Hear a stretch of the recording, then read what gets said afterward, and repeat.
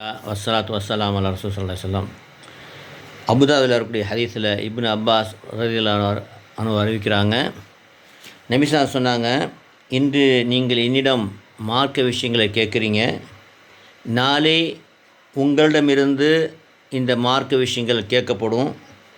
பிறகு உங்களிடம் யார் கேட்டார்களோ அவர்கள் இந்த மார்க்க விஷயத்தை அவர்களிடமிருந்து கேட்கப்படும். அதனால் நீங்கள் கவனமாக கேளுங்க. உங்கள் பின்னார் வருபவருக்கு இதனை நீங்கள் எத்தி வையுங்கள்.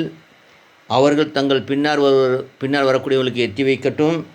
இந்த காரியம் தொடர்ந்து நடைபெற்று கொண்டே இருக்கட்டும் அப்படின்னாங்க. என்ன அறிந்து சொன்னால், நபி ஸல்லல்லாஹு அலைஹி வஸல்லம் நம்ம ஒரு விஷயத்தை கேட்டோம்னா அதை நாம் மட்டும் வைத்துக்கொள்ளாமல் மற்றவர்களுக்கு ஷேர் செய்ய வேண்டும். இது நபி ஸல்லல்லாஹு அலைஹி வஸல்லம் அன்று சொன்ன விஷயம். இப்போ பாருங்கள், எல்லாட்டையும் வாட்ஸ்அப்லாம் இருக்குது. ஷேர் செய்ய மறக்காதீங்க. இது பெரிய நன்மைக்குரிய விஷயம். அல்லாஹ் போதுமானவன்.